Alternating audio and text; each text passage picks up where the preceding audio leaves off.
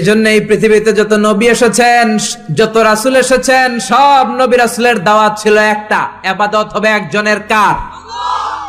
ইয়া কওমি ইবুদুল্লাহা মা লাকুম মিন ইলাহিন গায়রুহু আফালা তাত্তাকুন। সব নবীরা বলেছে, আমার স্বজাতির লোকেরা, ও আমার জাতি ভাইয়েরা, ও আমার উম্মতেরা, কি হলো তোমাদের? আল্লাহর ইবাদত করো না কেন? মূর্তির ইবাদত ছাড়ো, রহমানের সিজদায় লুটিয়ে পড়ো। ইবাদত করতে হবে একজনের, তিনি কে? আল্লাহ। তার মানে আল্লাহর দুইটা স্পেশাল ডিসিশনের প্রথম ডিসিশন, ইবাদতের মালিক হলেন একজন, তিনি কে? আল্লাহ। ইবাদত যাকে করা হয়, আল্লাযী ইউবাদ, তাকে বলে মা'বুদ। যার ইবাদত হয় তাকে আরবিতে কি বলে? আমাদের মা'বুদ একজন, তিনি কে? আল্লাহ। তাহলে আল্লাহর এই প্রথম ফয়সালার সাথে সবাই একমত, কোনো দ্বিমত নাই। এরপরে আল্লাহ বললেন আমার 2 নাম্বার ফয়সালা শোনো, ওয়াবিল ওয়ালিদাইনি ইহসানা। ইবাদত হবে আল্লাহর, ইহসান হবে মাতা-পিতার। 2 নাম্বার ফয়সালা হলো ওয়াবিল ওয়ালিদাইনি ইহসানা, মাতা-পিতার সাথে ইহসান করো। কার কথা? আল্লাহ। ইহসান মানে ভালো আচরণ, ইহসান মানে সদাচরণ, ইহসান মানে খেদমত, ইহসান মানে মা বাবার কাছে দোয়া চাওয়া, ইহসান মানে নিজের ক্ষমতা মা বাবার পায়ের সামনে বিছিয়ে দেয়া, ইহসান মানে রহমতের চাদর মায়ের পায়ের সামনে বিছিয়ে দেয়া। জোরে বলেন ঠিক কি না? পৃথিবীর সব আল্লাহর ওলিগুলো যদি এই পুরো কোরআনুল কারীমকে খতম দিয়ে একটা গ্লাসের পানির মধ্যে ফু দেয়, আর আপনার মা যদি আরেকটা গ্লাসের পানির মধ্যে শুধু বিসমিল্লাহ বলে ফু দেয়, আল্লাহর কসম আপনার মায়ের দোয়াটা কবুল হয়ে যাবে। ঠিক কি না? মায়ের দোয়া সবচেয়ে বড় দোয়া। অনেকে আছে ওই মা বাবার কাছে দোয়া চায় না। আরে আপনার বাবা আপনার বড় পীর সাহেব, আপনার মা আপনার বড় পীর সাহেব।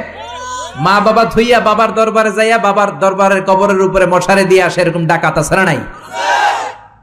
যে লোকটা মাজারে মশারি দেয়, দেখবেন ওর বাপেরে মশাই কামড়ায়, ওর মারে মশাই খায়, আছে না নাই? এজন্য আল্লাহ বললেন আমার দ্বিতীয় ফয়সালা, ওয়াবিল ওয়ালিদাইনি ইহসানা, মাতা পিতার সাথে ইহসান করবা। ইবাদত হবে আল্লাহর, ইহসান হবে মাতা পিতার। তাহলে প্রথম ফয়সালা হলো ইবাদত আল্লাহর, দ্বিতীয় ফয়সালা হলো মাতা পিতার সাথে ইহসান করতে হবে। কার কথা? আল্লাহ। দ্বিতীয় ফয়সালার সাথে কোনো দ্বিমত আছে? না। এটাও একমত। আল্লাহর ইবাদত করা কি ফরজ না নফল? ফরজ। আল্লাহর ইবাদত যেমনি ফরজ, মাতা পিতার প্রতি ইহসান করা এটাও ফরজ। ঠিক কি না? মা বাবার সাথে ভালো আচরণ, ইহসান, এটা নফল নয়, এটা অপশনাল নয়, এটাকে কম্পালসারি করে দিয়েছে কে? আমরা বললাম আল্লাহ আপনার 2টা ফয়সালার সাথে আমরা একমত, কিন্তু আপনার ইবাদত কেমন করে করব আমরা বুঝলাম, কিন্তু মা বাবার সাথে ইহসান কেমন করে করতে হয় আমরা জানি না। ইহসান কাকে বলে আমাদেরকে বুঝায়া দেন। রব্বুল আলামিন নিজেই ইহসানের ব্যাখ্যা দিতে শুরু করলেন, ইম্মা يبلغن عندك الكبر أحدهما أو كلاهما فلا تقل لهما أف। আল্লাহ নিজেই ইহসানের ব্যাখ্যা দিয়ে বলছেন, ইহসানের প্রথম ব্যাখ্যা হলো মা বাবা একজন কিংবা 2 জন যখন বার্ধক্যে উপনীত হয়ে যায়, মা বাবার 1 জন কিংবা 2 জন যখন বয়সে উপনীত হয়ে যায়, তাদের কোনো কাজের কারণে নাক ছিটকানো যাবে না। এটাই ইহসান। কোন সুবহানাল্লাহ। মা বাবা যখন বয়সে পৌঁছে যায়, আমাদের অনেকের আব্বা আম্মার বয়স হয়ে গেছে না? আমার আব্বারই তো বয়স হয়ে গেছে 60-এর উপরে। তো আপনারা যারা, আপনাদের আব্বার বয়স 60-70 হয়ে যাবে। আল্লাহ বললেন বাবা মার বয়স যখন 70-80-তে চলে যায়, খবরদার তাদের কোনো কাজে নাক ছিটকাবা না, তাদের কোনো কর্মকাণ্ডে শব্দটাও বলবা না। কথাটা কার? কারণ তোমরা যখন ছোট ছিলা, তোমাদের কোনো কর্মকাণ্ডে তোমার বাবা মা কিন্তু নাক ছিটকায় নাই। ঠিক কিনা? আমরা যখন ছোট ছিলাম, মা বাবারে জ্বালা যন্ত্রণা দিতাম, তখন কিন্তু আমাদেরকে মা বাবা ঘর থেকে বের করে দেয় নাই। দিয়েছে?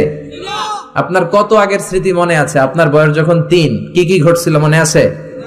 তো 3 বছর যদি মনে না থাকে, বয়স যখন 2 ছিল ওইটা মনে আছে?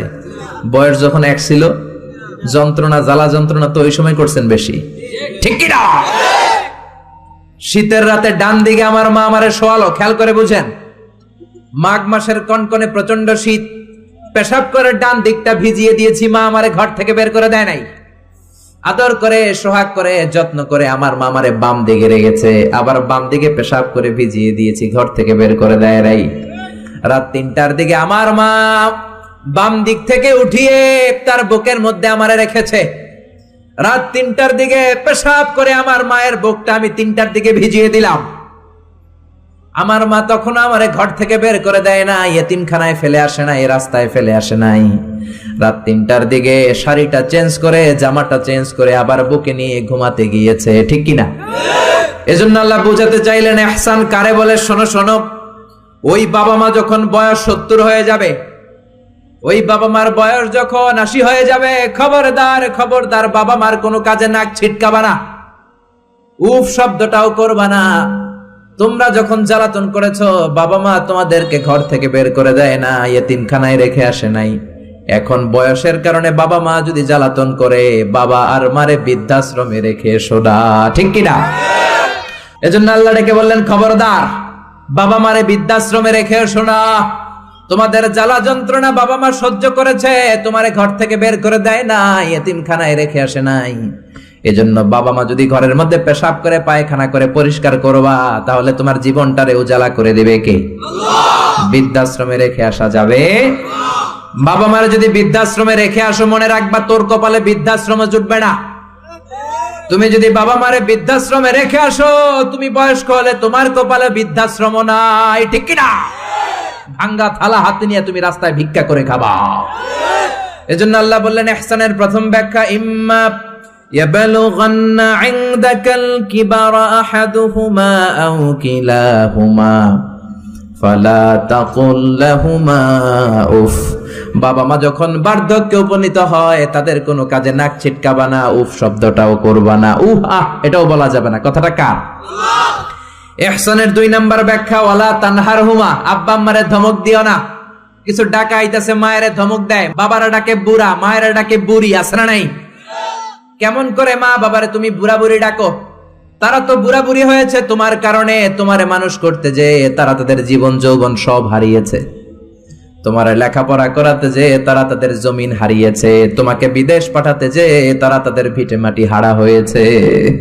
কিছু লোক আছে এলাকার সবার সাথে খুব মিষ্টি আলাপ, বন্ধু বান্ধবের সাথে খুবই ভদ্রতা, কিন্তু ঘরে ঢুকলেই মায়ের সাথে ঝিড়কি দিয়ে কথা বলে, ধমক দিয়ে কথা বলে, এরকম বেয়াদব আছে না নাই?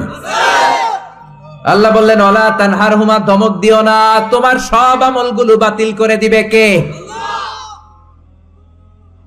ওয়ালা তানহারহুমা ওয়া কুল লাহুমা কওলান কারীমা, বরং বাবা মার সাথে কোমল আচরণ করো। যত ভদ্রতা তুমি জানো, যত নম্রতা তুমি শিখেছো, যত কার্টিসি তুমি জানো, সব কার্টিসি বাবা মার সাথে মেইনটেইন করবা।